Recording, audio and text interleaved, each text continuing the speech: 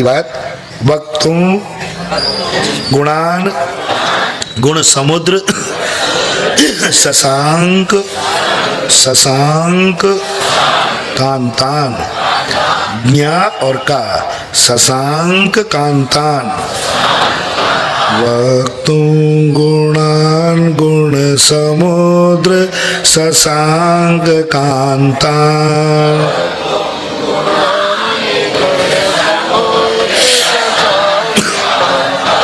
मैं तुम्हें महिमा इसलिए ज्यादा बता देता हूं कि मेरा कहना है, मेरा सोचना है, तुम्हें इतनी भक्ति से भर दूं, इतने भक्ति से भर दूं कि जिस दिन भक्तांबर पूरा हो जाए उस दिन तुम्हारे भी सारी हथकड़ियां टूट जाए और तुम स्वतंत्र हो जाओ। इतनी भक्ति की महिमा आ जाए कि हर भक्त जब भगवान को नमस्कार करे वहां कोई ना कोई चमत्कार होना चाहिए। जो इच्छा अपन पूरी करना चाहें वो एक नमस्कार में पूरी होना चाहिए। मैं इसलिए भक्तांबर पढ़ाना मेरा उद्देश्य नहीं है, भक्ति जगाना मेरा मुख्य उद्देश्य है। भक्तांबर पढ़ाना एक दिन में पूरा 1.5 घंटे में पूरा कहो 48 का आप निपटा दो, 48 पूरा 1.5 घंटे में निपटा लूंगा। भक्तों को भक्तांबर पढ़ाना मेरा पर्पस नहीं है, इसके बहाने आप में भक्ति को जगाना है। बोलो अपना कल्याण भक्तांबर से होगा कि भक्ति से? भक्तांबर तो अपने पास सदा से रहा, हमेशा पढ़ते आए, पढ़ा होगा, लेकिन भक्तांबर से कल्याण नहीं होगा। भक्तांबर में भरी हुई भक्ति यदि अपनी आत्मा की पर्याय बन जाए, ओहो बेड़ा पार हो जाए। भक्तांबर तो मानतुंग आचार्य के गुण ज्ञान की पर्याय है और भक्ति हमारे ज्ञान की पर्याय है, हमारे ज्ञान की पर्याय। भक्तांबर को लेकर यदि भक्ति प्रकट हो गई तो वो हमारी ओरिजिनल ताकत कहलाएगी। इसलिए मैं तुम्हें थोड़ा सा प्रारंभ में समझा देता हूं। कस्ते कस्ते क्षमः क्षमः सुरगुरु प्रथमोपि बुद्ध्याः, कस्ते क्षमः सुरगुरु प्रथमोपि बुद्ध्याः,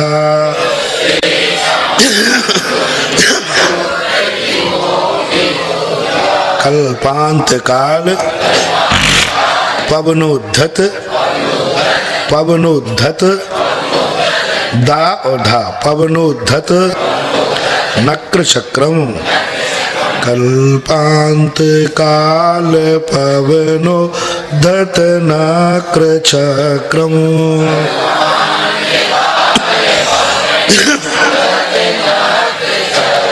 को वा तरी तुम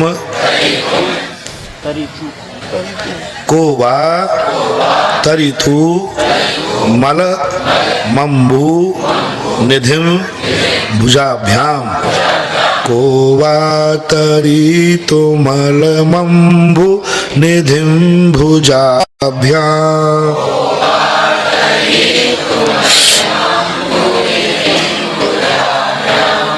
इस प्रकार से क्यों वो बुद्धिहीन बन गए मानतुंगाचार्य, ये कड़ी कहलाती है। एक काव्य से दूसरा काव्य जुड़ा हुआ है। इतने बड़े मानतुंगाचार्य बुद्धिहीन क्यों बने, क्या कारण रहा होगा, क्या परिस्थिति रही होगी?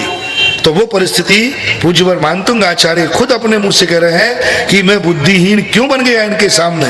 क्योंकि देखो कितनी वक्तुम गुणान, वक्तुम यानी कहने को, गुणों को, गुण समुद्र, गुण समुद्र के बाद एक डंडा है, डंडे के नीचे बिंदी लगी होगी, ये बिंदी कहलाती है एक संबोधन वाचक। हे गुण समुद्र, आप कैसे हैं? गुण के सागर हैं समुद्र। और शशांक कांतान, शशांक के समान नहीं। देखो मानतुंगाचार्य चंद्रमा की उपमा नहीं दे रहे हैं, चंद्रमा तो कलंकित है। भगवान आपके गुण चंद्रमा के समान निर्मल नहीं है, चंद्रमा की कांति के समान कांतान। हे गुण समुद्र, गुण सागर, आपके जो गुण हैं शशांक कांतान, यानी चंद्रमा की कांति के समान अपरंपार है। चंद्रमा तो बहुत छोटा है, यदि चंद्रमा की उपमा दे दें तो चंद्रमा कितना है भैया? एक छोटा सा दिखता है, लेकिन छोटे चंद्रमा की कांति, उसकी किरणें, उसकी चांदनी कितनी चांदनी फैलती है, कोई सीमा नहीं है। आकाश के चंद्रमा की चांदनी कितनी है। इसी प्रकार से आपके जो गुण समुद्र हैं, जो चंद्रमा की कांति को प्राप्त हो रहे हैं, कांति यानी उसके प्रकाश को, कहा ते कौन, कहा यानी कौन, ते यानी आपके, क्षमा यानी समर्थ, सुर गुरु प्रथमोपि बुद्धिया, सुर गुरु कहलाता है बृहस्पति। प्रथमोपि, प्रथमा शब्द समान का अर्थ में आता है, सुर गुरु की नहीं कह रहे हैं, सुर गुरु के समान भी, यानी देवताओं का भी जो गुरु बृहस्पति है उसके समान भी बुद्धिया, तृतीया भक्ति, ऐसी बुद्धि के द्वारा भी क्या आपके गुणों को कहने में समर्थ है। भक्तुम गुणान यानी आपके जो गुण हैं, हे गुण समुद्र, हे गुण सागर, आपकी चंद्रमा की कांति के समान। अब देखना, दो लाइनों का अर्थ समझना, पहले तो विस्तार बता दो शब्दार्थ, फिर विस्तार, फिर उसका छोटा सा भावार्थ भी समझ लेना। हे गुण समुद्र, ये किसका वाचक है? आदिनाथ भगवान का। हे गुण समुद्र, आपके चंद्रमा के समान, चंद्रमा की कांति के समान उन गुणों को वक्तुम कहने में कौन समर्थ है, यानी सुर गुरु के समान बुद्धि वाला भी क्या समर्थ है। यानी देवताओं के गुरुओं के समान बुद्धि वाला भी क्या आपके गुणों का बखान कर सकता है? नहीं कर सकता है, इसका अर्थ है। कल्पांत काल, जैसे आपको क्या, कौन सी उपमा दे दी भगवान के गुणों को? समुद्र की, सागर की। आपके जो समुद्र हैं, गुण हैं, वे सागर के समान अपरंपार हैं, तो सागर के समान अपरंपार तो क्या हुआ? सब हट गए। मानतुंगाचार्य कहते हैं मैं सोहम, वह मैं हूं जो ऐसे समुद्र को पार करूंगा, ऐसे अनंत भगवान के गुणों को मैं गुणानुवाद करूंगा, वह मैं हूं, सोहम। लोग देख के रह गए। अभी तो कह रहा था मैं बालक हूं, और अभी भक्त यही तो बहुरूपिया है भक्त का। कभी तो बन जाएगा छोटा, और कभी इतना बन जाएगा कि बड़े बड़े लोग भी उसके सामने छोटे हो जाएंगे। सोहम, वह मैं हूं। तथापि, फिर भी, तब भक्ति बसान मुनीसो, तब यानी आपकी भक्ति यानी भक्ति, बसान मुनीसो, मुनीस यानी हे, प्रश्नवाचक चिन्ह लगा है, हे मुनीस, वह मैं हूं। आपकी भक्ति करने के लिए कर्तुम स्तवम विगत शक्ति रपि प्रवत्ता अपि तथापि, ऐसा अर्थ ले। कर्तुम, करने को, क्या करने को? स्तवन करने को, कैसा बन के? विगत शक्ति अपि, शक्ति से रहित होने पर भी, प्रवृत्ता यानी मैं प्रवृत्ति कर रहा हूं, मेरे में तथापि यानी फिर भी, तथापि ले लेना पहले। कैसा समुद्र था? ऐसा कठिन समुद्र होने पर भी, वैसा होने पर भी, कैसा होने पर? तथापि का अर्थ तथा यानी वैसा, यानी वैसा होने पर, कैसा होने पर? भगवान आपके गुण कैसे हैं? सागर के समान अनंत हैं। वैसा होने पर भी सोहम, मैं भक्ति के वशीभूत होकर के, कैसा होकर के? भक्ति के वशीभूत होकर के मैं करूंगा आपका स्तवन, विगत शक्ति अपनी, शक्तिहीन होकर के भी मैं आपकी भक्ति करूंगा। अरे पागल हो गए आखिर, पहले ही कह रहा मेरी शक्ति नहीं है, देखो कैसा बोल रहा, शक्ति तो मेरी नहीं है, फिर भी मेरी बोली बोल देना। मैं थोड़ा कर्जे में भी हूं, बहुत परेशान हूं, धंधा पानी चल नहीं रहा है, कोई सहायता कहीं मिलने की गुंजाइश नहीं है, फिर भी मेरी बोली बढ़ा देना। तो बोलो तुम क्या कहोगे? जब तेरी शक्ति नहीं है, कुछ भी नहीं है, तो फिर क्यों बोली ले रहा है? बोले भली शक्ति नहीं है, लेकिन मैं बोली को छोड़ूंगा तो नहीं है। आएगा जिस मुंह से बोली आ रही है, उसी मुंह से धन भी आएगा। तुम बोलो तो सही, है क्या तुम्हारे पास जो तुम बोली बोल रहे हो? बोले जहां से बोली, जिसने जीवन दिया वो कफन भी देगा, जिसने पेट दिया वो रोटी भी देगा। जिसने जीवन दिया वो कफन भी देगा। जिसने पेट दिया, जिसने ये भावना दी है बोली लेने की, वो बोली को चुकाने के लिए धन भी देगा। जहां से ये भावना प्रकट हुई है कि ले बोली, छोड़ना नहीं, छोड़ना नहीं है ये बोली, वही विल पावर, वही शक्ति, वही उत्साह कहीं ना कहीं से धन लाएगा। बताते हैं कि चामुंड राय ने जब मूर्ति बनाई गोमटेश बाहुबली की, मिस्त्री से कह दिया जितना पत्थर छांटोगे उतना मैं मजदूरी दूंगा। ऐसी किंवदंती आती है। लोग घबरा गए कि सेठ जी, राजन क्या कर रहे हो, इतना सोना कहां से? बोले जहां से ये बोलने का भाव आया है वहीं से वो सोना भी आएगा। बताते हैं कि भंडारे में से सोना निकालते गए, भंडारा कभी खाली नहीं हुआ, मूर्ति बन गई। भाव तो होना चाहिए। ऐसी तो कर अपनी बुलंदी, खुदी को कर बुलंद इतना कि खुदा बंदे से पूछे कि तेरी रजा क्या है। मत करो अपने हौसलेहीन। कभी भी कोई धर्म का कार्य आ जाए तुम तो बढ़ पड़ो। जहां चाय वहां राय है। मन के हारे हार हैं, मन के जीते जीत। मन हार गया तो सब हार गए, और मन जीत गया तो सब जीत लिया, सब कुछ जीत गया। यही मानतुंग आचार्य महाराज का साहस तो देखो। कह रहे मैं हूं, मैं करूंगा भक्ति आपकी। तो शक्ति है तेरे पास? बोले शक्ति तो नहीं है, शक्ति है नहीं, फिर भी मैं भक्ति करूंगा। तो ऐसा कभी दुनिया में हुआ है क्या? बताओ भैया, आपके जबलपुर में कभी ऐसा हुआ जिसकी कोई भी शक्ति नहीं है दान देने की, उसने भी बोली ले ली हो? होता है कभी? हमारे जीवन में तो बहुत सारा घटता है। बहुत सारे लोग ऐसा घटता है कि एक व्यक्ति ने अभी एक स्थान पर करवर था, वहां पर एक बोली ले ली। हर साल कितने 40,000 30,000 रुपया बोली की। सारी समाज घबरा गई। महाराज ये कहाँ से देगा, इसके पास तो कुछ भी नहीं है, कहाँ से देगा? मैंने कहा भैया क्यों बोली ले ली? कोई बात नहीं, बोली ले ली, कैंसिल करो। वो ऐसा रोया, ऐसा रोने लगा, महाराज मैं कैंसिल करूं, मैं तो मर जाऊंगा, बोली कैंसिल तो नहीं करूंगा।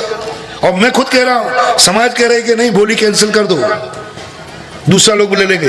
पीछे वाला कहता है कोई बात नहीं, मेरी इतनी बोली करके मेरी नाम पे छोड़ दो। दूसरा पीछे वाला समृद्ध था, ऐसा रोया, वो आंखों में आंसू आके बोले नहीं महाराज ये तो नहीं कर सकूंगा मैं, मेरा तो जिंदा रहना ही बेकार है। देव गुरु के सामने मैंने बोला और मैं वापस ले लूं? तो मैंने कहा दोगे कहां से? बोले महाराज जहां से ये भाव आया है वहीं से मैं बोली चुकाऊंगा, मजदूरी करूंगा, भीख मांगूंगा, लेकिन मैं बोली दूंगा, वापस मत कराओ महाराज। पैर पकड़ लिया उसने। और आज मालूम वो क्या है, ऐसे व्यक्तियों की चिंता कौन को करना पड़ती है? भगवान को। और मुझे करना पड़ी। मैंने जो था भगवान इसका क्या होगा? बोले तू आशीर्वाद तो दे, बाद में बताऊंगा क्या होगा। मैं भी घबरा गया था, 2 मिनट के लिए तो मैं घबरा गया। सारी समाज कह रही है महाराज इसकी कुवत नहीं है। मैंने तुरंत आंख बंद की, मैंने भगवान अब क्या होगा? ये मानने को तैयार नहीं और देने की शक्ति है नहीं। मुझे तो बस भगवान ने कहा तू भी भक्तांबर का 5वां कड़ा भूल गया, 5वें कड़े को याद कर और आशीर्वाद दे दे, होगा सब कुछ ठीक होगा। और आज वो व्यक्ति स्थिति उसकी है, मुश्किल से अभी साल भर ही नहीं हुआ, आज इतना समृद्ध हो गया कि वो कितने लाख रुपया और दान में दे गया। ऐसा उसका फल गया। थोड़ा सा सामान था उसको, उसके रेट ऐसे बढ़े, बढ़ते गए, आज बढ़ता ही जा रहा है। लेकिन जिस समय बोला था उस समय उसकी शक्ति नहीं थी। तो धर्म के कार्य में शक्ति का विचार मत करो। तो किसी ने पूछा मानतुंग आचार्य से, क्या कभी ऐसा हुआ है कि शक्तिहीन व्यक्ति ने भी कभी हुआ हो? तो कहते प्रीत्यात्म, प्रीति आत्म, आत्म यानी अपनी, प्रीति वीर्य, अपनी प्रीति के कारण से वीर यानी शक्ति, शक्ति माँ उधर चला जाएगा, आ निकलेगा अविचार्यम यानी विचार किए बिना, मृगी यानी मृगी, मृगेंद्रम यानी शेर। क्या वह जो मृगी होती है अपनी आत्मा की शक्ति को बिना विचारे, विचार किया है क्या उस मृगी ने क्या विचार किया? यदि वो विचार करती तो क्या होता? बोलो, वो तो जा ही नहीं सकती थी। उसने कोई विचार नहीं। प्रीत्यात्म वीर्य विचार मृगी मृगेंद्रम, अपनी शक्ति को विचार किए बिना ना भेति किम, अभ्येति यानी सामने ना, क्या शेर के सामने किम ना, वो नहीं गई थी निज शिशु परिपालनार्थम, अपने बच्चे को बचाने के लिए, अपने बच्चे को बचाने के लिए। यानी मृगी भी, सारांश ले, मृगी भी अपनी शक्ति को विचार किए बिना शेर के सामने पहुंच गई। किसके लिए? अपने बच्चे के रक्षार्थ। तो हे भगवान, उस मृगी को अपने बच्चे से इतना राग था कि उसने कोई शक्ति नहीं बिचारी, कोई शक्ति नहीं बिचारी, और वो मृगेंद्र के सामने कूद गई। इसी प्रकार से मुझे आपसे इतना राग है, इतना राग है, इतना राग है कि मैं बिना शक्ति बिचारे आपकी भक्ति करने के लिए कूद पड़ा हूं। मैं अपने राग को नहीं रोक सकता। भले मैं शक्ति हूं, भले मैं कुछ भी नहीं बोल पाऊंगा, भले मैं गलत बोलूंगा, लेकिन मेरी भक्ति कह रही है कि नहीं, तुम तो बोल, तोतली भाषा में बोल, गलती सलती बोल, आड़म ताड़म बोल, लेकिन कुछ तो बोल। इसलिए कभी भी भक्ति में अपने आप को शक्तिहीन मत मानना। मेरे से भक्ति नहीं बनेगी, मैं भक्ति नहीं कर पाऊंगा। तुम तो भगवान के प्रति राग पैदा कर लो, ऐसा राग हो जाए। अभी एक घटना घटी कि एक बच्चा डूब गया कुएं में। उसका बड़ा भाई बाजू में खड़ा था, उसने देखा कि वो डूब रहा है, वो भी कूद गया। वो भी तैर के नहीं जानता था। बाप भी कूद गया और तीनों डूबने लगे। बोले भैया, तुम बड़े भाई से पूछा तुम क्यों? पहला तो स्लिप होके गिर गया, तुम क्यों कूदे? बोले मैं अपने भैया को डूबते हुए कैसे देख लेता, वो तैर के जानता नहीं था। पिताजी से पूछा, भाई तुम कैसे कूद गए? बोले मैं अपने जीते जी दोनों बेटों को मरते हुए देख लेता। राग जागता है, वो अनुराग जागता है, तब व्यक्ति अपनी शक्ति पर विचार नहीं करता। यदि आप शक्ति की बात करते हैं, कई लोग कहते हैं हमारी श्रद्धा नहीं है। अरे मिथ्या दृष्टि हो। कभी कोई दान की कहे ना, तो आप क्या बोलते हो? हमारी श्रद्धा। इसका अर्थ है तुम मिथ्या दृष्टि हो। नहीं, ये कहना चाहिए मेरी शक्ति तो नहीं है, लेकिन आप आए हो तो मेरे दरवाजे खाली भी नहीं जाओगे। मेरी शक्ति तो नहीं है, मैं करूंगा तो सही, भली कैसे करूं? क्यों करूंगा? भक्ति वसान, भक्ति के वशीभूत होकर के मैं आपकी भक्ति कर रहा हूं, हालांकि मेरे में कोई शक्ति नहीं है। भक्ति वसात शब्द का इन्होंने प्रयोग किया, और ऐसी भक्ति को अपन भी, लेकिन किसके कारण से ऐसा क्यों हुआ? वो मृगी मृगेंद्र के सामने क्यों कूद गई? प्रीति यानी अपने बेटे के प्रति जो स्नेह भाव था, राग भाव था, ममत्व भाव था। बोलो ऐसा क्या आपको भगवान के प्रति है? बोलो भगवान की कभी रक्षा करने का मौका आ जाए तो क्या आप प्राण दे देंगे? बोलो इस समय यदि शेर आ जाए सीधा वो स्टेज पर मेरे ऊपर छलांग मारे तो तुम क्या करोगे? अरे महाराज पंडाल खाली कर देंगे। और विनोद भैया तो तखत के नीचे छुपेगा। छुल्लक पे जरूर आधा विश्वास है, आधा नहीं है। इन पे भी पूरा नहीं है। ये भी आधे भगेंगे और आधे कहेंगे भगाना भगाना भगाना। हम तो भगाएंगे, भगाना महाराज को खा रहा है से। सोचो कभी ऐसा हो तो क्या हो? कभी ऐसी स्थिति बन जाए। समय आपका हो रहा है, बहुत भाव है। कैसे है धर्म का प्रसाद, कैसा है धर्म के प्रति समर्पण, कैसे मिलता है धर्म। अभी ना हमें देव से हमारा जो राग है वो स्वार्थमय है, हमारा राग जो है वो मोह बस है, हमारा जो राग है वो मात्र अपनी रक्षा करवाने के लिए है। बोलो भगवान के पास क्यों जाते हो? भगवान मेरी रक्षा करे। बोलो गुरुओं की शरण में क्यों जाते हो? बोलो ना महाराज आप मेरी रक्षा करना। जब कोई काम नहीं आता बनियो कहेंगे जब कोई काम नहीं आता तब बाबा काम आता है। कराए जाओ नौकरी बाबा से, कराएगा बॉडी गार्ड बाबा को, बनाओ बॉडी गार्ड बाबा को, बनाओ अंगरक्षक बाबा को, नीचे जाओगे बेटा ध्यान रखना। जो देव साध गुरु को बॉडी गार्ड बनावे, देव साध गुरु को अंगरक्षक बनावे, देव साध गुरु तेरे लिए छाता लगा के खड़े रहे, मरोगे बेटा। करो खूब, करवा लो जितनी कराना। और हर व्यक्ति यही कहता है भगवान मेरी रक्षा करना, यानी वो बॉडी गार्ड है राष्ट्रपति का। तुम तो साहब हो और महाराज क्या है, ब्लैक कमांडो। वो तुम्हें बचाएगा क्योंकि तुम मालिक हो। क्या है, इस जीव ने अनंतों बार देव साध गुरु को अपनी रक्षा के लिए स्वीकार किया है, लेकिन अनंतों बार देव साध गुरु की रक्षा के लिए कभी समर्पित नहीं हुआ कि मैं देव साध गुरु की रक्षा के लिए समर्पित हूं। मुझे भगवान अपनी रक्षा नहीं चाहिए, मैं तो वैसे ही मरता फिरता हूं। एक श्वास में 18 बार 10 बार मरा जन्मा। मैं तो देव साध गुरु की रक्षा के लिए साल भर में एक दिन आता था रक्षाबंधन का, वो भी तुमने निपटा दिया। महाराज को उल्टी राखी और बांधने लगे। अरे अपने हाथ में राखी बांध करके कहना था महाराज मैं करूंगा आपकी रक्षा, बल्कि तुम क्या कहते हो महाराज रक्षाबंधन है थोड़ा ध्यान रखना है।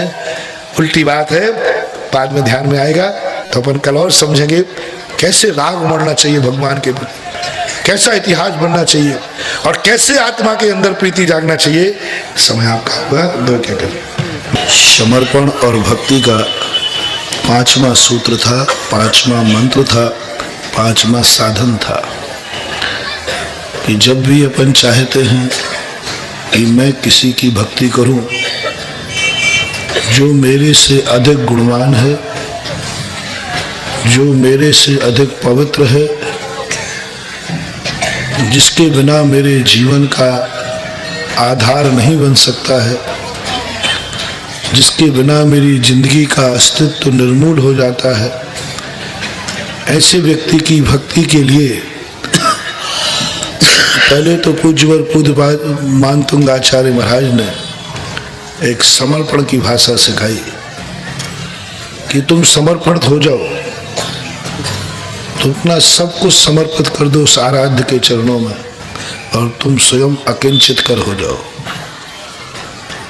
तुम देखो तो आराध्य की आंख से देखो, तुम बोलो तो आराध्य के मुख से बोलो, तुम सुनो तो आराध्य के कान से सुनो, तुम चलो तो आराध्य के पीछे चलो, तुम सोचो वही जो आराध्य ने सोच लिया है।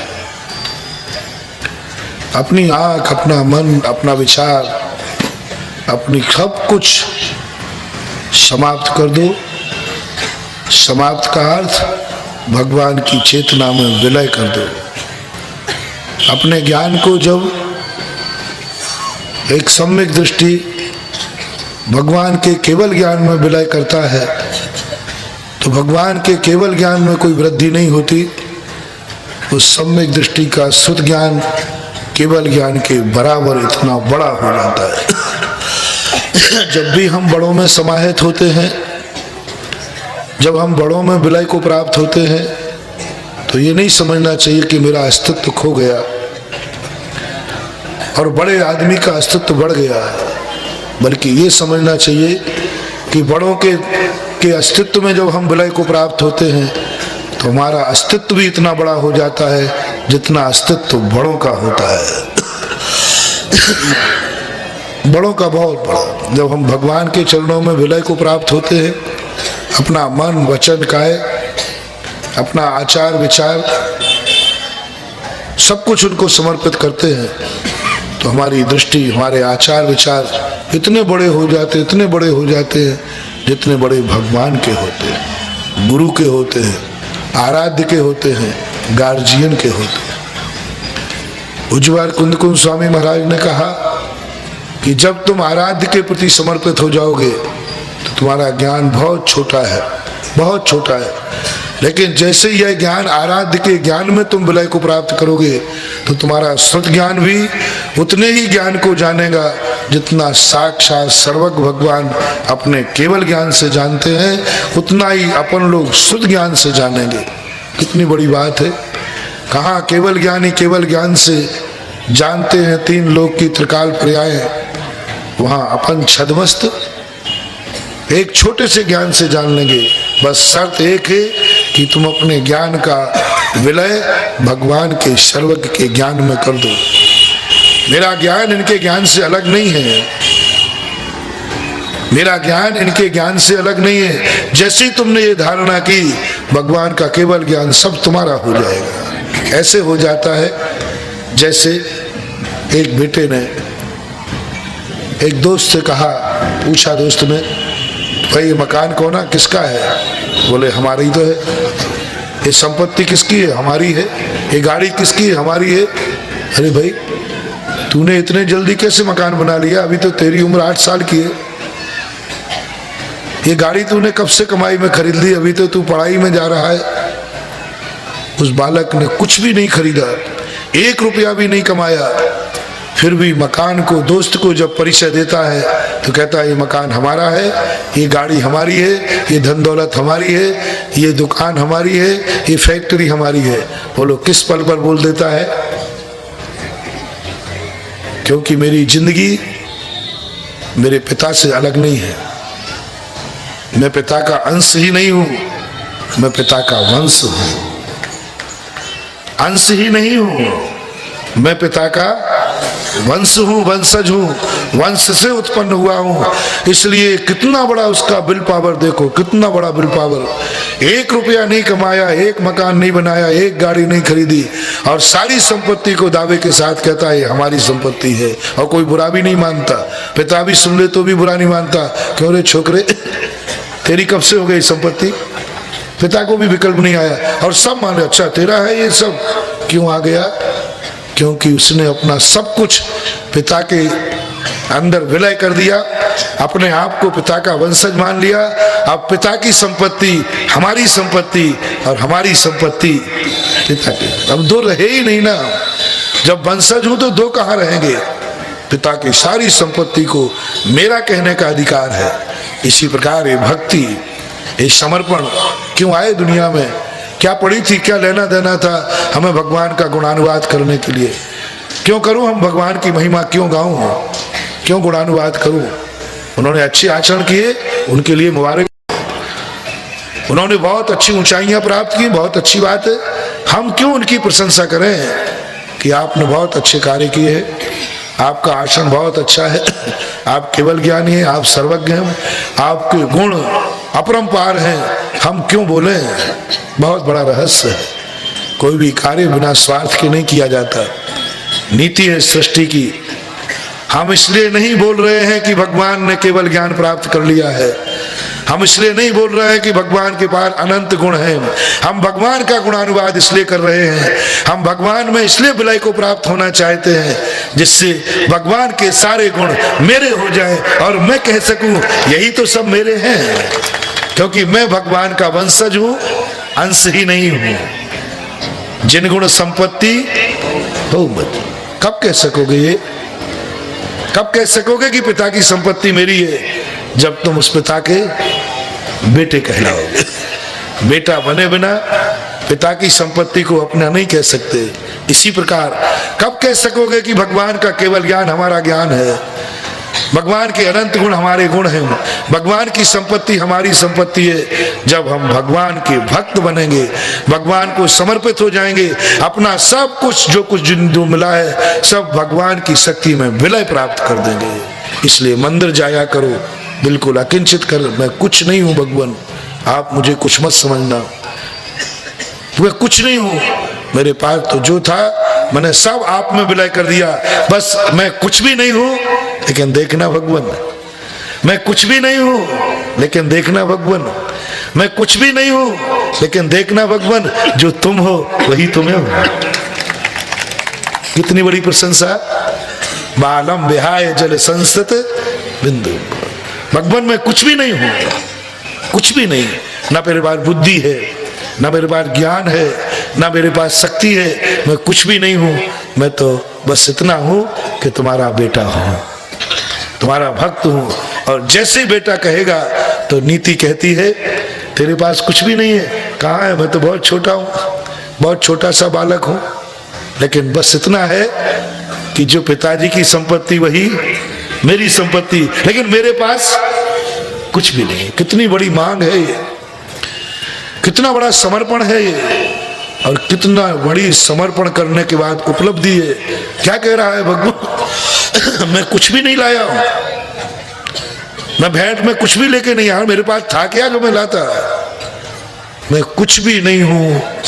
बुद्धिया बिना विविधार्जित पाद पीठो, मेरे पास कुछ भी नहीं है, लेकिन भगवान इतना जरूर है कि जो तुम हो वही मैं हूं। जो मैं हूं वह तुम नहीं, जो तुम हो वही मैं हूं। बस इतना सा ज्ञान मुझे है, बाकी मैं कुछ भी नहीं हूं।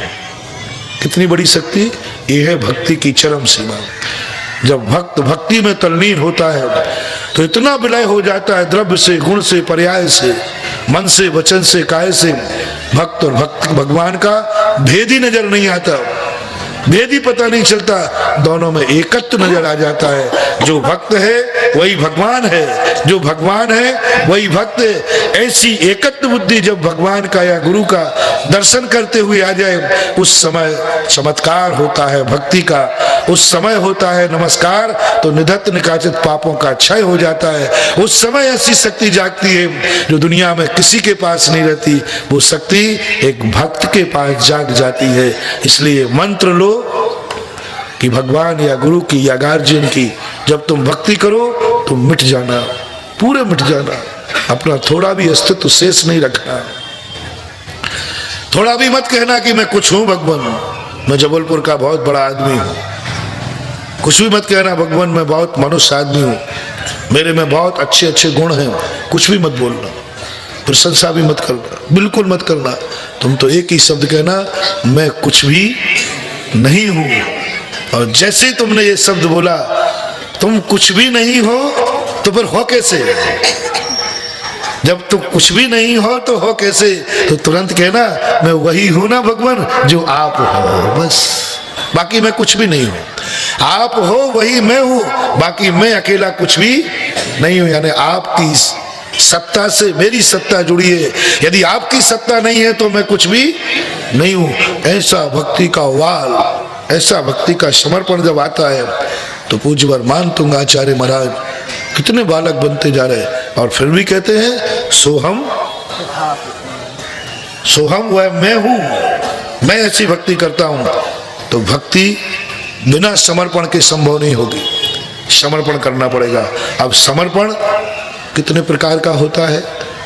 एक समर्पण स्वार्थ से होता है, एक समर्पण अनेक प्रकार के भय से होता है, एक समर्पण देखा सीखी होता है, और एक समर्पण अंदर से होता है। भय से, देखा देखी, लोभ के कारण समर्पण की अपन यहाँ कोई चर्चा नहीं करे। अपन करे जो समर्पण अंदर से होता है। अंदर के समर्पण पे कई भेद होते हैं। एक समर्पण होता है राजनीतिक, जो आन बान और शान पर होता है। उनको दुनिया की कोई चीज प्यारी नहीं होती, ना स्वयं की आत्मा प्यारी होती है, ना स्वयं की जिंदगी प्यारी होती है, ना दूसरे की जिंदगी प्यारी होती है। उनको तो प्यारी होती है आन बान और शान, बस ये कमजोर नहीं होना चाहिए। कितने राजा मिट गए, धूल में मिल गए, मात किस कारण से? आन बान और शान के कारण। रावण को समझ में आ गया मेरी भूल हुई है, आ गया था उसको अंत में कि मैं मरूंगा, हारूंगा। सबने समझाया कि देखो अब सेना भी सारी आहूत हो चुकी है, सेना भी सबको झोंक चुके हैं अपन लोग, अब कुछ भी नहीं है, आप संधि कर लीजिए, समर्पित हो जाइए। रावण कहता है मैं भी समझ रहा हूं, लेकिन सवाल है कि अब लोग कहेंगे कि जब हारने लगा तो अब मैं समर्पित नहीं हो सकता हूं, बलि प्राणों को दे सकता हूं। रावण अंत में ज्ञान होने के बाद भी मात आन बान और शान के कारण प्राण दे दिए, और ऐसी स्थिति कर दी 1 लाख पूत 1.25 लाख नाती जाके घर में। आन और बान और शान के कारण, मान के कारण, सब कुछ जान रहा है, समझ गया। इंद्रजीत ने आके कह दिए कि सारे ब्रह्मास्त्र जितने ब्रह्म के शास्त्र थे, शस्त्र थे, वे सब के सब फैल हो गए हैं। वो समझ गया कि जो सामने है मेरी, वो महाशक्ति है। उस शक्ति के सामने कोई शस्त्र काम नहीं करेगा, सब जान गया।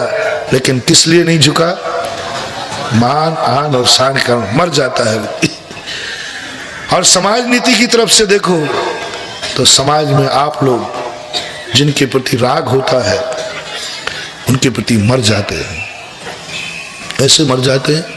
एक समय देश में ऐसा था, सुनते हैं कि पति मरता था तो पत्नी को पति से इतना राग होता था कि पत्नी भी पति के साथ मरण को प्राप्त हो जाती थी, जिंदा जल जाती थी, राग की चरम से। बहुत बार ऐसा होता है जब अपने व्यक्ति पर कोई कष्ट आता है तो जिस पर कष्ट आए हैं भली वो इतना दुखी होवे ना होवे, लेकिन जिसको उस व्यक्ति से राग है उससे वो बहुत दुखी हो जाता है।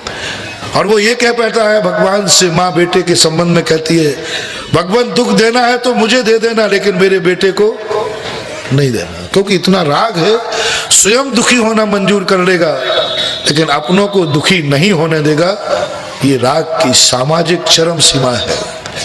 इन दोनों को भी गौण करते हुए अपन धर्म की तरफ आते हैं। धर्म में भी एक राग होता है। एक राग होता है धर्मात्मा को अपने प्रण से, एक धाग होता है धर्मात्मा को अपने परमात्मा उपकारी से, अपने परमात्मा गुरु से, अपने परमात्मा शास्त्र से।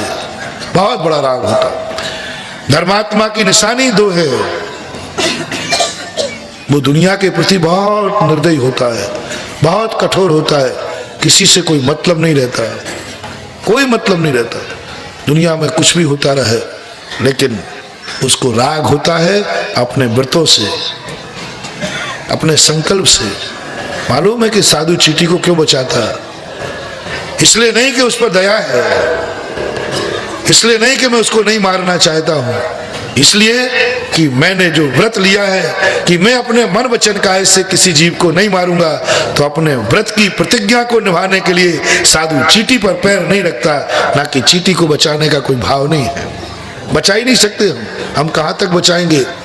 सड़क पर चलने वाली चींटी, पीछे बहुत भीड़ है, पीछे गाड़ियां आ रही हैं, हम कब तक खड़े रहेंगे चींटी को बचाने के लिए? और एक चींटी हो तो बचा ले, वो तो मरेगी। महान साधु के मन में एक भाव आता है, इसलिए नहीं कि चींटी बच जाए, इसलिए कि मेरा व्रत फल जाए, क्योंकि मैंने अहिंसा व्रत लिया है। इसलिए सब कुछ समर्पित करके, सब कुछ भूल करके वो मात अपनी प्रतिज्ञा, अपने प्रण, अपने व्रत की रक्षा करने के लिए वो मर जाता है, लेकिन झूठ नहीं बोलता। वो मर जाएगा लेकिन चोरी करके अपनी आजीविका नहीं चलाएगा। वह मर जाएगा लेकिन इंद्री लंपटी नहीं बनेगा। कितनी भी यातना दे दी जाए, मरना पसंद करेगा, लेकिन अपने व्रत को खंडित करने का भाव नहीं करेगा। मरेगा, मर जाऊंगा, लोग सूली पे चढ़ा देंगे, क्या बात होगा? हुआ ऐसा, एक ग्रस्त के ऊपर हुआ, मुनि अवस्था में हुआ। इंद्री लंपटता की चरम सीमा सामने आई सेठ सुदर्शन के जीवन में, ग्रस्त अवस्था में और मुनि अवस्था में। लेकिन वो महामना ऐसा संकल्प में लीन हो गया, मर जाऊंगा। सारी रूप राशि सामने है, सारी भोग विलासता सामने और सामने वाले की तरफ से निमंत्रण है, कोई हठात और बलात् नहीं है। उसके बावजूद भी सेठ सुदर्शन कहता है, मुनि सुदर्शन महाराज कहते हैं, मैं अपना प्रण नहीं तोड़ सकता, सब कुछ कर सकता हूं, मैंने जो प्रण लिया है यह प्रण नहीं तोड़ूंगा। सूली पे चढ़ गए, सूली पर चढ़ गए, उनका चढ़ा दीजिए, मरूंगा और क्या होगा, लेकिन प्रण नहीं तोड़ूंगा। साधु और धर्मात्मा की निशानी होती है, वो मरना पसंद करता है लेकिन प्रण को तोड़ना पसंद नहीं करता। मर जाएगा, मरूंगा और क्या होगा। तू कहते मरूंगा तो मर जाऊंगा, लेकिन मैंने जो प्रतिज्ञा कर ली है वह मैं प्रतिज्ञा तोड़ने वाला नहीं हूं। बहुत सारे लोग ऐसे मर गए। बताया था ना, एक ने कौए का मांस त्याग किया, वैद्य कह रहा है तुम बच जाओगे, कौए का मांस खा लीजिए। वो कहता है मरूं तो मर जाऊंगा, लेकिन प्रतिज्ञा तो नहीं तोड़ू। भूखा रह जाऊंगा लेकिन एक मछली नहीं मारना है तो नहीं मारूंगा, भूखा रह गया, मर गया रात में। बोले मर जाऊंगा, मरना तो सबको है, लेकिन प्रतिज्ञा तोड़ करके नहीं मर। ऐसी ऐसी प्रतिज्ञा ले ली, ऐसी ऐसी प्रतिज्ञा ले ली, भगवान की भक्ति की ऐसी प्रतिज्ञा ले ली, ऐसी प्रतिज्ञा ले ली, गजमोती चढ़ाने की प्रतिज्ञा ले ली एक कन्या ने। और क्या क्या संकट आए, ससुराल से निकाल दिया, भूखों मरते फिरे, जंगलों में पड़ते फिरे। उन्होंने कहा मर जाऊंगा तो मर जाऊंगी, क्या क्या पड़ता है। एक रात कम जिए तो हैरत क्या, हम उनमें से हैं जो मसाले जला के जिए। एक रात कम जिएंगे, एक दिन कम जिएंगे, लेकिन संयम के साथ जिएंगे। नियम लिया है उसको तोड़ेंगे नहीं। प्राण जाए पर प्रण नहीं जाई, रघुकुल रीत सदा चली आई। ये भारतवर्ष है, भारतवर्ष में ये आर्यखंड की संस्कृति है कि धर्म के संबंध में, नीतिगत संबंध में यदि कोई प्रतिज्ञा कर ली है, पाप की नहीं, संसार बढ़ाने की नहीं, लेकिन धर्मोचित कोई ऐसी प्रतिज्ञा यदि कर ली है तो कहता है प्राण जाएगा तो जाएगा, लेकिन मैंने जो नियम लिया है उस नियम को तोड़ने वाला नहीं हूं। नियम जभी तक माना जाएगा। मैंने एक बार कहा था कहीं पर, शायद संगम कालीन पर, कि अपनी जिंदगी में प्रत्येक व्यक्ति को एक नियम जरूर रखना चाहिए, बहुत छोटा सा रखो, लेकिन शर्त क्या रखना चाहिए। मैं बड़ा नियम नहीं कह रहा हूं, जो कुछ भी आपको त्यागना हो, मान लो मिर्ची भी त्यागना हो तो त्याग देना। कहा था ना कि पत्थर नहीं खाऊंगा, चलो पत्थर क्या त्याग कर दो, जो तुम्हारी मर्जी पड़े वो कर देना। एक नियम ऐसा लगा देना, लेकिन उसके पीछे क्या प्रतिज्ञा लगा देना, शर्त देखना, बीमारी की छूट मत ले लेना, बाहर की छूट मत ले लेना। पर आज कभी कभी प्राण चले जाए लेकिन ये नियम नहीं टूटेगा। जैसे ही तुम उस नियम के पीछे प्राण की आहुति दे दोगे, मैं तुम्हें आशीर्वाद देता हूं, गारंटी कार्ड, कि तुम नरक और त्रेंच गति में कभी नहीं जाओगे, जब तक ये प्रतिज्ञा पर प्राण शब्द लगा हुआ है। प्राण शब्द लगा। मुनि बनने से गुणस्थान नहीं मिलता है, पाप छोड़ देने से गुणस्थान नहीं मिलता है, व्रत ग्रहण कर लेने से गुणस्थान नहीं मिलता है। कोई व्यक्ति 5 पापों को छोड़कर 5 महाव्रत धारण कर ले तो कोई मुनि हो जाएगा? नहीं। तुमने कहा रात्रि भोजन का त्याग है, तुमने कहा कि मैं 5 अणुव्रत ग्रहण करता हूं, इतने मात्र से गुणस्थान नहीं होता है। बहुत बड़ी शर्त, बहुत बड़ी शर्त मूलाचार के अंदर आई। लो, मैं आपने कहा कि मैं 5 पापों को छोड़ता हूं, 5 महाव्रत अंगीकार करता हूं, 28 मूल गुण स्वीकार करता हूं, अब तो मैं मुनि कहलाऊंगा? बोले अभी नहीं, पहले ये बताओ, ये जो पाप छोड़े हैं, ये व्रत ग्रहण किए हैं, कब तक? इससे क्या लेना मिला? आपने कहा मैंने छोड़ दिया है? हाँ, इससे क्या मतलब है? आपने कहा लो मैं प्रतिज्ञा करता हूं कि आज अब मैं पाप नहीं करूंगा, लेकिन कब तक नहीं करोगे ये तो और बताओ। नहीं करूंगा बस कह दिया ना। जिनवाणी कहती है नहीं, इसकी बात मत मानना, ये बहुत बदमाश होते हैं, ये संसार बहुत बदमाश है और ये मन बड़ा बेईमान है। ये सबसे ज्यादा धोखा यदि देता है तो भगवान को, गुरुओं को और शास्त्र को। एक बार एक व्यक्ति ने रात्रि भोजन का त्याग किया, बच्चे ने। मैंने समझा कि उस, अब मैं थोड़ा सा, तो उसने कहा तो उसने कहा महाराज जी मेरा रात्रि भोजन त्याग में हूँ। बोले गमन पर्यंत, मैंने सुना गमन पर्यंत, मैं बड़ा खुश हुआ। जन्म पर्यंत सुना, अब मैं बड़ा खुश। इतनी छोटी सी उम्र में जन्म पर्यंत का आहार का त्याग कर रहा, रात्रि भोजन, मैं बड़ा खुश हो गया। मैंने सबको हटाया, मैंने कि आज तो यही बंदा आहार देगा, ऐसा ग्राहक कहाँ मिलेगा? इस उम्र में अनमेरिड बच्चा, कॉलेज में पढ़ने वाला बच्चा, और जीवन भर का त्याग करे, बोलो भाई उसके प्रति हमारा भाव होगा कि नहीं? मैंने हार ली। बाद में बिहार हुआ, वो बिहार में साथ गया तो वो जाके रात में खाने लगा। लोगों ने कहा महाराज जी इसमें रात में खाया। तो मैंने क्यों बेटा तूने रात में क्यों खाया? तूने तो, मैंने उसकी शकल फोटो उतार ली थी अंदर, मैंने तुरंत, मैंने कि तुम तो वही हो जो जीवन में। बोले महाराज आप कुछ ज्यादा सुनते हैं क्या? तेज सुनते लगभग। मैंने क्या बात है? बोले आपने क्या सुना था? मैंने कि मैंने तो सुना था कि रात्रि भोजन जन्म पर्यंत। बोले आप सुनने की बलिहारी आप जानो, मैंने तो ये कहा था गमन पर्यंत,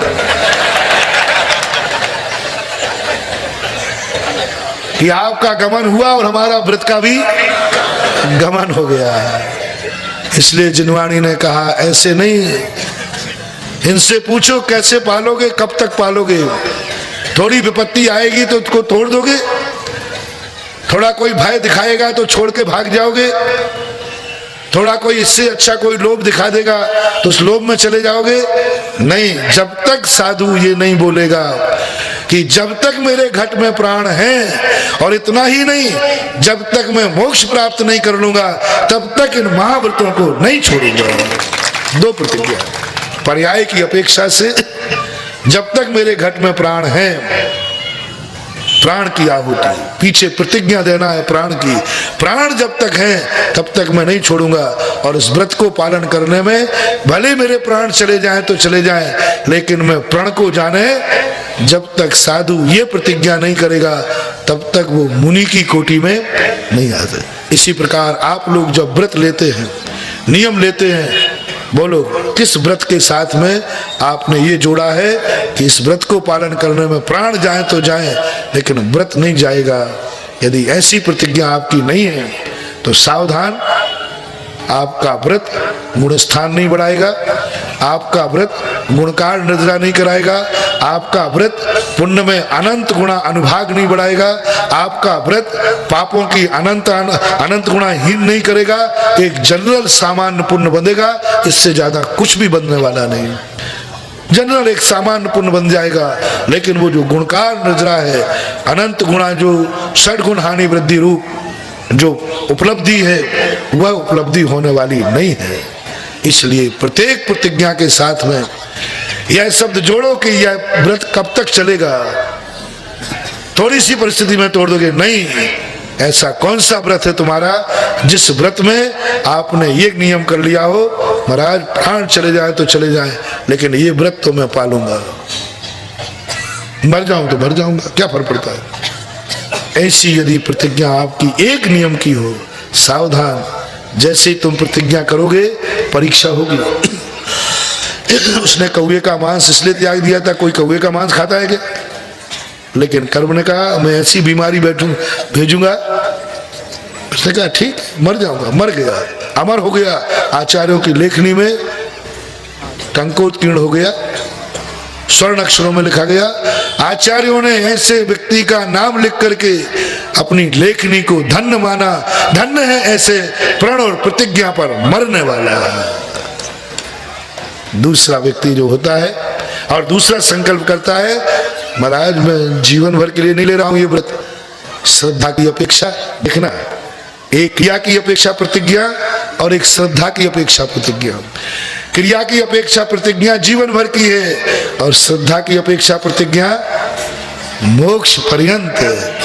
जब तक मैं मोक्ष प्राप्त नहीं करूंगा, श्रद्धा में तो मैं इन व्रतों की उपेक्षा नहीं करूंगा, इन व्रतों की उपेक्षा नहीं करूंगा, इस मार्ग की उपेक्षा नहीं करूंगा, इस रत्नत्रय की उपेक्षा नहीं करूंगा, इन 28 मूल गुणों की उपेक्षा नहीं करूंगा, जब तक मुझे मोक्ष नहीं मिल जाए।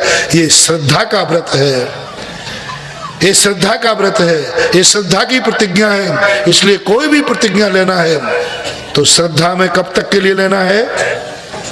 मोक्ष तक। भगवान की भक्ति करना है कब तक?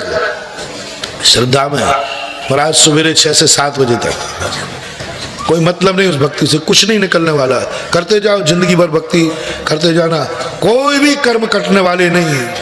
मजदूरी मिलती जाएगी, 2 घंटे की मजदूरी मिल जाएगी, क्योंकि 2 घंटे तुम मंदिर में रहे ना। अब 2 घंटे की मजदूरी कितनी है? कितने रुपया के हो तुम? बोलो तुम्हारी कीमत कितनी है दिन भर की? कोई की 100 रुपया होगी, कोई की 500 की होगी, कोई की 1000 रुपए की होगी। कि मैं दिन भर में महाराज 1000 रुपए का व्यक्ति हूं, तो 2 घंटे का निकाल लो कितना है। किस पे एहसान थोप रहे हो?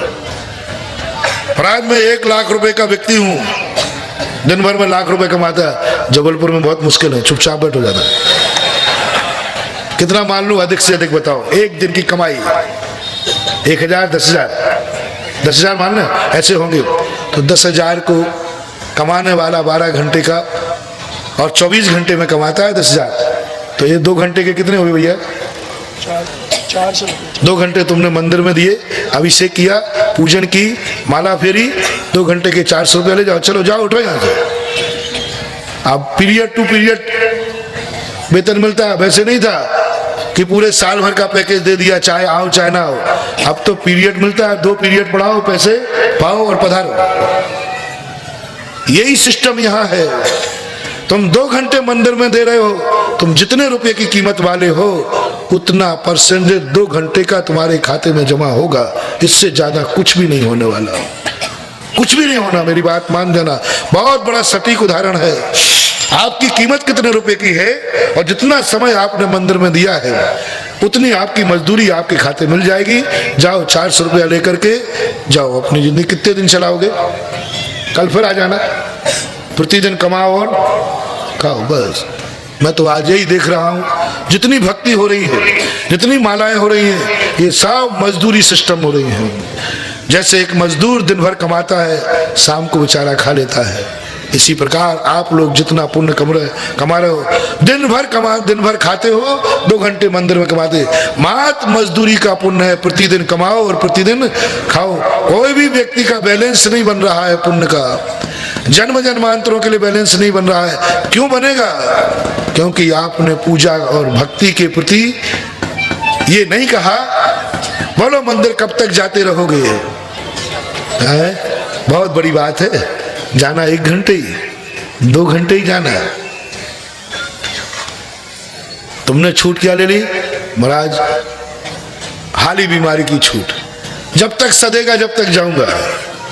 बहुत सारी छूटें नहीं, प्रतिज्ञा करो, जिस दरवाजे भगवान के पास आया हूं, भगवान दरवाजे पर देरी पे प्रतिज्ञा, आज इस दरवाजे पर आया हूं, जब तक मैं जिनेंद्र नहीं बन जाऊंगा तब तक ये दरवाजा नहीं छोड़ूंगा, आते ही रहूंगा, कोई सीमा नहीं है मेरी, मैं कब तक आऊंगा। नमोस्तु किया है, बोल कब तक नमोस्तु करेगा? बोले जब तक मैं नमोस्तु के योग्य ना हो जाऊंगा तब तक करूंगा। बोलो ये पूजा कब तक होगी? पाया न मोक्ष पद, जब तक मैं पूज्य नहीं बन जाऊंगा तब तक भगवान ये पूजा करूंगा।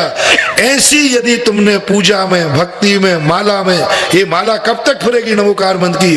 जब तक मैं इन 5 परमेष्टियों में सर्वश्रेष्ठ सिद्ध परमेष्टि बन के नहीं बैठ जाऊंगा तब तक भगवान ये माला नहीं छोड़ने वाली। जब तक के लिए मैंने माला शुरू की है, शुरू करने के पहले दिन तुम माला शुरू करो, कब तक फिरेगी माला? जब तक सिद्ध नहीं बन जाऊंगा। पहले दिन मंदिर गए हो, कब तक आओगे मंदिर? जब तक मैं खुद जिनेंद्र नहीं बन जाऊंगा। ये पूजा कब तक करोगे? है? जब तक मैं पूज्य नहीं बने। ऐसी प्रत्येक प्रतिज्ञा, प्रत्येक व्रत में, प्रत्येक क्रिया में, धार्मिक क्रिया में प्रत्येक व्यक्ति को यह प्रतिज्ञा करना चाहिए।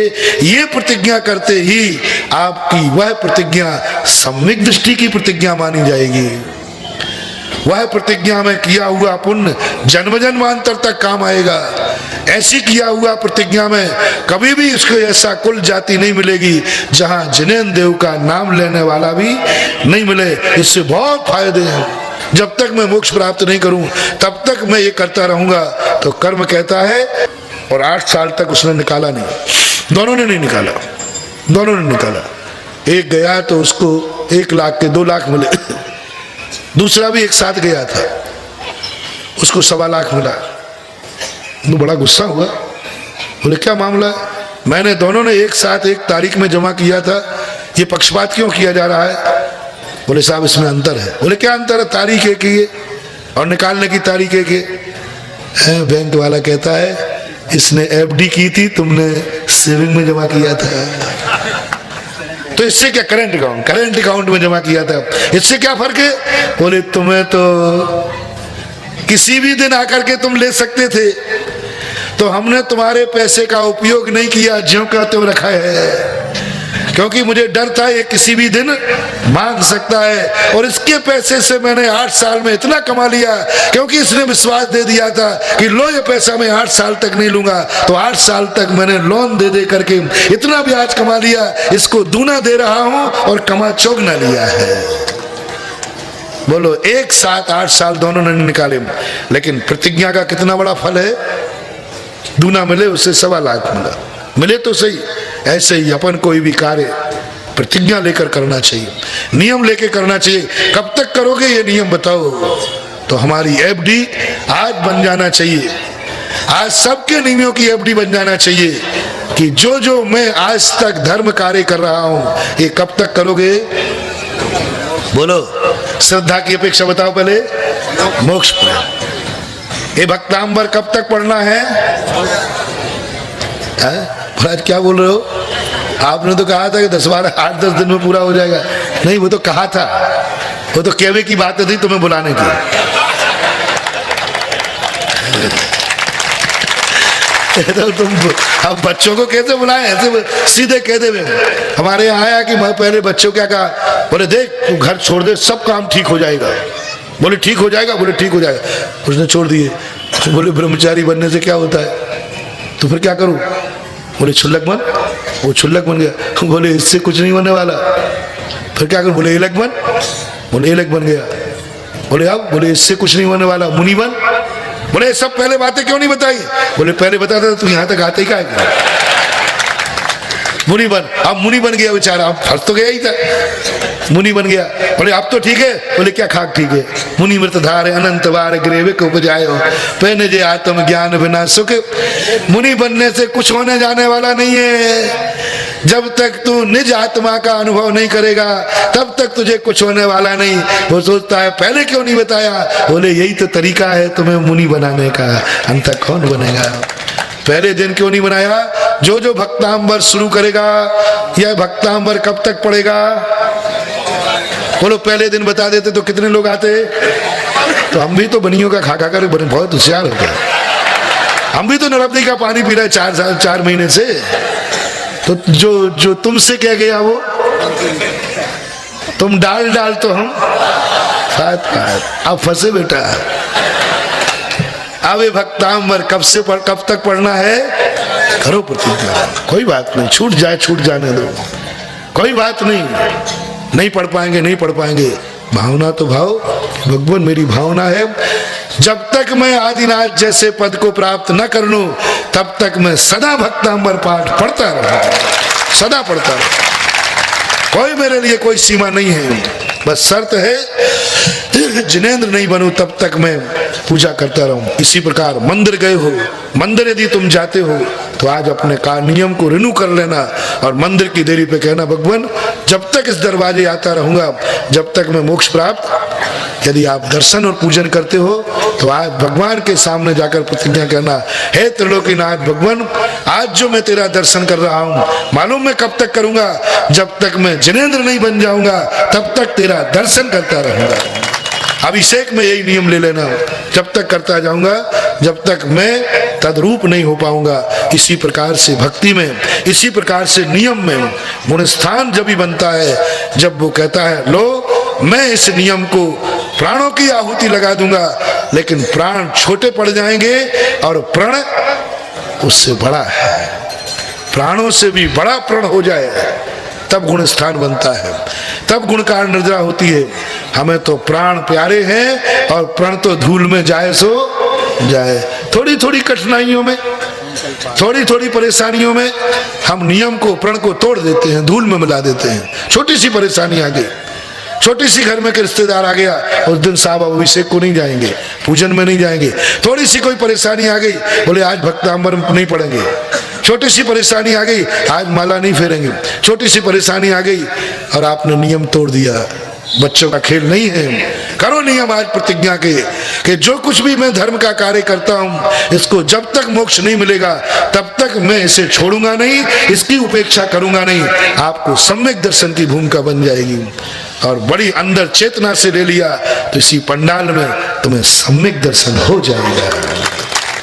यदि अंदर चेतना से ये बात तुम्हारी जाग गई, नहीं मैं करता हूं प्रतिज्ञा कि जब तक मोक्ष प्राप्त नहीं करूंगा तब तक मैं अपना प्रण नहीं तोड़ूंगा, अपनी धर्म क्रिया नहीं छोड़ूंगा, और अंदर श्रद्धा में आ गया, ज्ञान की पर्याय बन गई, आत्मा को संवेदन में आ गया, हो गया चुटकी बजाते सम्यक दर्शन। जो अनादिकाल से नहीं हुआ वो इतनी सी प्रतिज्ञा से हो सकता है, अनादिकाल से जो नहीं हुआ, लेकिन ऐसी प्रतिज्ञा करना चाहिए। दूसरा राग। लेकिन ये कब होगा?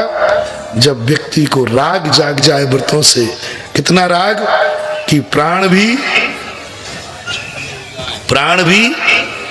छोटे पड़ जाए। प्राण क्या चीज है? कोई कहे देखो प्राण छोड़ दो या प्राण, बोले प्राण क्या चीज है? कौन नहीं मरता है? प्राण तो फिर मिल जाएंगे, लेकिन छूटा हुआ प्राण फिर मिलने वाला नहीं है। तो जिस दिन तुम्हें प्राणों से भी अधिक प्रिय व्रत हो जाए, उस दिन समझ लेना व्रत से तुम्हें राग है। इसी प्रकार पूज्यवर कहते हैं मानतुंग आचार्य महाराज, तुम्हें किससे राग है? परमात्मा से। आप लोग भजन गाते हो ना, अनंत नाम मुझे प्राणों से भी प्यारा है, नमोकार मंत्र हमें प्राणों से भी प्यारा है, विद्यासागर हमें, और हमारा और बोल दो, तुम बोल दो। बोलने में क्या रखो, उठाए जीप तालू से मार दो। भजन ही तो गाना है। और मैंने कहा था ना प्राणों से प्यारा है, और कल अपन ने यही शाम छोड़ करके आगे बढ़े थे कि यदि इसी समय शेर आ जाए तो बोलो कौन कौन हमें बचाएगा? अभी तो सब कह दो, वो तो मालूम है हमें, हाथ उठाने में तो जबलपुर माहिर है। और सही में यदि हो गया तो हम अकेली बचे। बोले महाराज आवाई निपटो, अच्छा है वो आप में आपके क्रोध होकर के आपको उतार दिया, आपका क्या बिगड़ेगा? ना गाड़ी ना पिछाड़ी। लोग ये और कहेंगे अच्छा रहा महाराज से निपट गया वो, नहीं तो किसी मनुष्य को निपटा था जबलपुर वालों को। ओह कैसा राग, कैसा राग! प्रीत्यात्म वीरम अभिचार्य मृगी मृगेंद्रम ना भेति किम निज सुसो परिपालन। चरम सीमा हो गई मानतुंग आचार्य। ऐसा राग परमात्मा से हो जाए, हुआ है ऐसा। एक हमारे यहाँ शास्त्रों में आता कि एक महाराज ध्यान में बैठे हुए थे, एक शेर आ गया। एक महाराज से देखो परीक्षा कर लेना, वो वही था शुकर। उसने महाराज से इतना राग, शेर के सामने कूद पड़ा। बोले सिंहराज क्या कर रहे हो? बोले इनको मैं खाऊंगा। उनकी भाषा वो जाने, अपनी समझाने की भाषा। शुकर कहता है उनको नहीं खा सकते आप, वो मेरे इतने प्रीतिमान है, मैं इनको नहीं मरने दूंगा। बोले तू कौन होता है मेरे बीच में बोलने वाला? बोले मैं होता हूं जिनको तुम खाने जा रहे हो, मैं उनका भक्त, वे मेरे आराध्य, वे आराध्य हैं। फिर तू क्यों बीच में आ रहा है? बोले सुनो सिंहराज, मेरे जिंदा रहने से क्या लाभ है दुनिया को? क्या लाभ है? लेकिन इनके जिंदा रहने से दुनिया को इतना लाभ है कि ना जाने कितने जीवों का उद्धार है। मेरे वचनों को, मेरी क्रिया को, मेरे द्रव्य क्षेत्र काल को, मैं जहां जाता हूं क्षेत्र को गंदा ही करता हूं। और ये चरण जहां पड़े वो जग तीर्थ हो। जिनके चरण तीर्थ हो इनको नहीं मरने दूंगा। शेर ने कहा मैं राजा हूं, मेरी मन मर्जी में जो बीच में विघ्न डालेगा उसको मरना पड़ेगा। शुकर कहता है लो मैं मरने को तैयार हूं। लेकिन जिनको मैं चाहता हूं महाराज को परमार्थ दृष्टि से, एक व्यक्ति संसारी व्यक्तियों से राग होता है, उनके लिए मर जाता है, मर जाते कई बार, हार्ट अटैक हो जाता है कई बार, इतना राग होता है। एक व्यक्ति वो है जो महाराज पर मर रहा है। कोई मनुष्य का उदाहरण नहीं दिया, एक भी उदाहरण नहीं मिला मुझे शास्त्रों में कि कोई मनुष्य महाराज के लिए मरा है, कोई मनुष्य भगवान के लिए मरा है, कोई मनुष्य धर्म के लिए मरा है, धर्म की रक्षा करे। कोई ऐसे विशेष उदाहरण देखने में नहीं आए। पूज्यवर समंत्रबद्ध महाराज ने किसको ढूंढ के लाए? एक छोटे से जीव को, एक तुच्छ जीव को, एक सबसे घिनौनी जिंदगी जीने वाले जीव को इतना राग हुआ, शेर से भिड़ गया, मर गया। शेर भी मां को भी मार दिया और स्वयं भी मर गया। लेकिन जिनके प्रति उसको राग था उनको पूर्णतः सुरक्षित बचा लिया। क्या बोलो अपनी अपनी छाती पे रख करके, क्या तुम्हें ऐसा किसी महाराज से राग है? शेर को मार दिया, स्वयं मर गया, दोनों मर गए, दोनों मर गए। लेकिन अपने जिनके प्रति राग भाव था, प्रीति थी, प्रशस्त भाव था, कोई स्वार्थ नहीं था, संसारी प्राणी तो स्वार्थ के लिए मरता है, उस सूकर का महाराज से क्या स्वार्थ था? कौन सी आजीविका मिलने वाली थी? कुछ नहीं। मात हमारे आराध्य देव हैं, इनके लिए वो मर गया और आज अभय दान में सारी जिनवाणी में प्रसिद्ध हो गया। अभय दान के अंदर अभय दान बहुत बड़ी, बड़ों ने छोटे को नहीं है। महाराज से सूकर की रक्षा नहीं हुई है, सूकर से महाराज की रक्षा हुई है। और तुम क्या चाहते हो? महाराज आप हमारी सदा रक्षा करना, सदा सहाय रहना। महाराज अच्छी तरह पहचान लेना, आपने चतुर्मास किया है, जब भी संकट आए तो आप रक्षा करना। नहीं, उन महाराज से सूकर की रक्षा नहीं हुई, लेकिन एक तुच्छ सूकर ने महाराज की रक्षा कर दी, प्राण बचा ली। ऐसी भक्ति जब तुम्हारे अंदर जाग जाए, शक्ति कुछ भी नहीं थी शेर के सामने, सूकर की।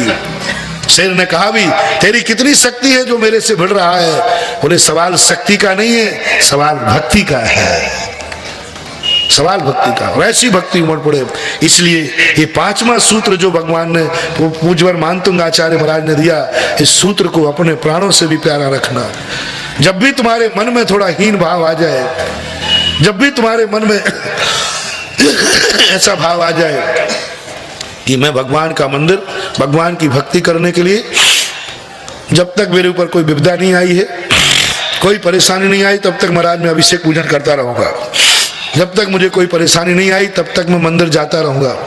तब तक मेरे हाथ पैर चलेंगे, तब तक माला फेरता रहूंगा। जब तक आंखों से दिख रहा है, तब तक भक्तांबर पढ़ता रहूंगा। ऐसी कंडीशन जब तुम्हारे मन में आवे तो महानुभाव 9 बार इस काव्य का पाठ कर लेना कि नहीं, कोई सीमा नहीं है, प्राण पर्यंत भी हम क्रिया के अनुसार इस व्रत को पालेंगे। श्रद्धा के अनुसार हमने बता दिया, और क्रिया के अनुसार जीवन भर का नियम, क्रिया के अनुसार कि मैं जब तक मेरी जिंदगी है, मैं इस नियम को तोड़ने वाला नहीं हूं, चाहे भले प्राण चले जाएं। क्या भगवान महाराज ने उदाहरण दिया, कहां से खोज कर क्या उदाहरण दिया।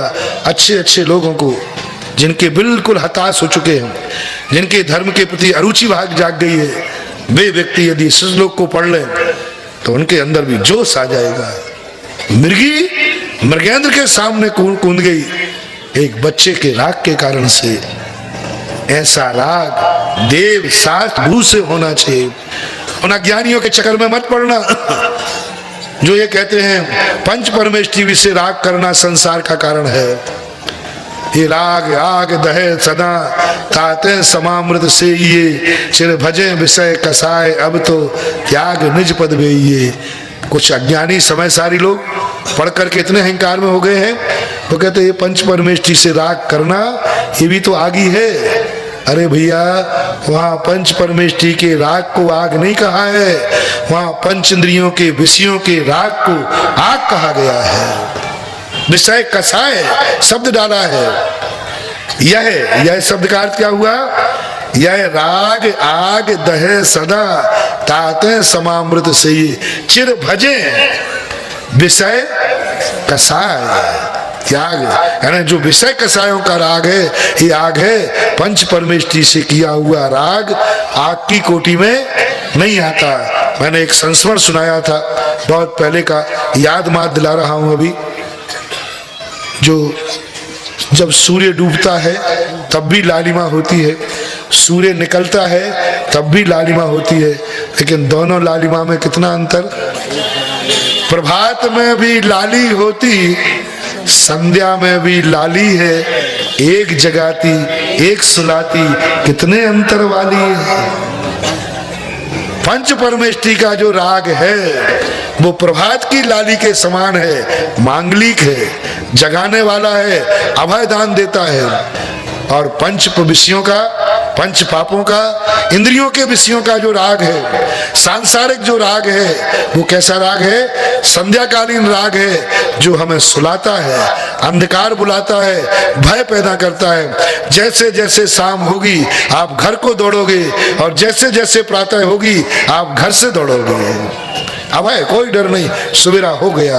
पंच परमेष्टि का राग मंगल स्वरूप ऐसे ही है जैसे प्रातः काल की लालिमा, और पंच विषयों का राग ऐसे ही अमंगल है जैसे संध्या काल की राग दोनों हैं, इन दोनों रागों में बहुत अंतर समझना, अन्यथा पूज्यवर मानतुंग आचार्य महाराज आपको अरहंत भगवान से इतना राग पैदा नहीं करते क्या?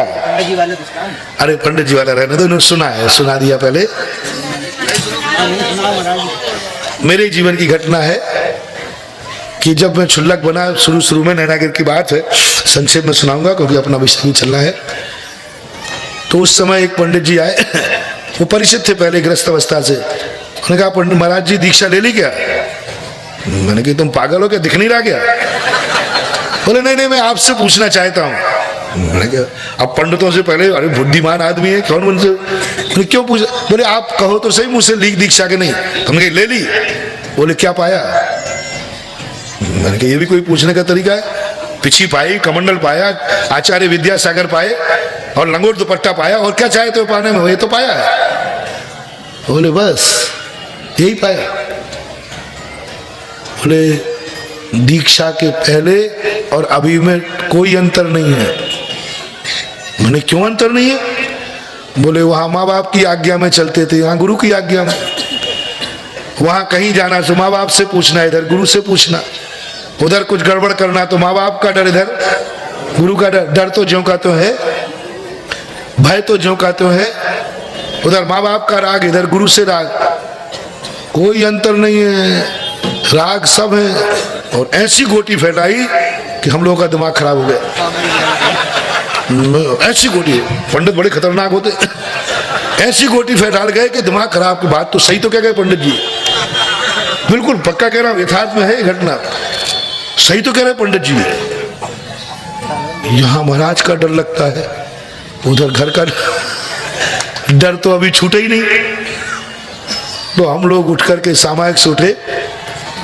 अब तो उस दिन की बड़ी बुरी तरह सामायिक बिगड़ी है। अब यूं कह लो कि सामायिक हुई नहीं। यही उड़ल दिन में वस्तुतः क्या मिला यहाँ आकर के, सब जो का तो यहाँ भी राग, यहाँ भी राग, वहां भी भय, यहाँ भी राग। आचार्य से पास हम लोग पहुंचे। आचार्य से ये बताओ, माँ बाप से राग करने में, गुरु से राग करने में क्या अंतर है? दोनों एक ही तो हैं। यहाँ भी राग, यहाँ आपकी आज्ञा, वहां माँ बाप की आज्ञा डर। आचार्य से सुनन कहा कि हमारे बच्चों में ये कुतर कहां से आ गया? तो आचार्य ने तुरंत बोले क्यों, अभी किसी से तुमने कोई चर्चा की है क्या? नहीं बोलो ना किससे चर्चा हुई है। बोले अभी आहार के बाद एक पंडित जी आए थे, उन्होंने ये कहा, तुमने क्या? तो भाई सही में हम लोगों के मन में बैठ गया कि सही में क्या पाया क्या खोया। आचार्य अच्छा, बात समझ में आ गई। ध्यान रखना, जब तक मैं नहीं कहूं तब तक इन पंडितों से बातें ही मत किया करो, नहीं तो ये छुल्लक की पिछी ओर चली जाएगी और लंगोटी चली जाएगी। फिर आचार्य ने कहा देखो तुम लोग पढ़े लिखे हो, जानते हो। तो उन्होंने, आचार्य जी ने बस यही उदाहरण दिया था कि प्रभात की लालिमा देखी? बोले देखी। शाम की देखी? बोले देखी। दोनों में कितना अंतर है। और आचार्य जी ने हम लोगों को 2 पंक्तियां सुनाई थी, वे आज भी मैं मंत्र के रूप में रखा हूं। मंत्र जैनी पंडित की बात कर रहा हूं। पंडित का अर्थ जैनियों में ही पंडित होते हैं। जैनी पंडित की दिगंबर, जैनियों में बहुत पंडित है और जैनियों में पंडा भी बहुत है। हम तो यहाँ हमारी सभा से जो कुछ भी बोला जाए वो समझ लेना चाहिए जैनियों के लिए ही विशेष तौर से बोला जा रहा है। बाकी मैं अन्य किसी के संबंध में कुछ बोलता नहीं। हर व्यक्ति का अपना अपना श्रद्धा है, अपनी अपना संप्रदाय है, अपनी अपनी आस्थाएं हैं। मैं किसी को बुरा नहीं कहता। हर व्यक्ति अपनी अपनी श्रद्धा आस्था रखता है, हर व्यक्ति के अपने रीति रिवाज हैं। कोई व्यक्ति रीति रिवाजों के संबंध में बुराई नहीं करता। मैं तो कहता हूं भारत के हर संप्रदाय के रीति रिवाज में कोई ना कोई वैज्ञानिक रहस्य जरूर होता है। सब अपने अपने तरीके से मानते, अपने अपने तरीके से करते। मैं तो हमेशा कहता हूं हर व्यक्ति को अपने कुल परंपरा के धर्म के रीति रिवाजों का पालन करना चाहिए, अपने कुल परंपरा के धर्म पर श्रद्धा रखना चाहिए, उसी से उनको सब कुछ मिलता है। इसलिए मैं जैन पंडित की बात कर रहा हूं। जैन पंडित थे, वो पंडित जी थे। आचार्य जी ने ये 2 पंक्ति सुनाई, प्रभात में भी लाली होती, संध्या में भी लाली है, एक जगाती एक सुलाती, कितने अंतर वाली है। अब हम लोगों को तो गुरु का मंत्र मिला और तुरंत नमोस्तु किया, कहाँ है वो पंडित, हम निपटाऊंगा। बच्चों में ताकत कितनी सी होती है। बच्चे को क्या, बछड़े जो होते ना, थोड़ा सा दूध पिला दो तो उछलने लग जाए, और भूखे हो जाए तो यूं बैठ जाए। हम लोग भी छोटे छोटे बछड़े जैसे थे, थोड़ा गुरुजी ने दूध पिला दिया, कहाँ है वो पंडित है? ये स्थिति थी। इसलिए वे जैन पंडित जी को फिर मैंने कहा, ये जैन पंडित जी नहीं है, ये जैन पंडा है। फिर बाद में समझ में आया, देखो एक छोटी सी बात के कारण से कितनी अश्रद्धा हो जाती। आज जो लोगों को लगने लगा है कि मंदिर में भगवान पंच परमेष्ठियों से राग करना ये भी एक आग है, उनको भक्तांबर का 5वां कड़ा अच्छी तरह पढ़ लेना चाहिए। जो भगवान पांतुंग आचार्य कह रहे हैं, देव सात गुरु से ऐसा राग करो, ऐसा राग करो, ऐसा राग करो, जैसे मिर्गी अपने बच्चे से राग करती है, उसको बचाने के लिए शेर के सामने भी कूद पड़ती है। इसी प्रकार अपने धर्म को रक्षा करने के लिए, पंच परमेष्ठि की रक्षा करने के लिए शेर के सामने कूद करके प्राण देना पड़े तो भी पीछे हटने की बात नहीं है, लेकिन धर्म की प्रीति की रक्षा करना चाहिए। यह तो हुआ अपना प्रवचन। क्योंकि आपको मैं चाहूं तो एक दिन में 48 काम कर दूंगा, लेकिन 10 तो आपको लग जाएंगे। ये जो मैंने अभी घंटे में लाया, उस दूध को सुपाच्य बनाने के लिए, तो दूध सुपाच्य हो जाए, इतना सुपाच्य हो जाए कि आपको पचने में आ जाए। भक्तांबर के कड़े की 4 लाइन तो है, पढ़ने में कितनी देर लगना, लेकिन इसकी महिमा समझने में यदि जिंदगी भर में भी समझ में आ जाए तो भी बहुत बड़ा काम हो जाएगा।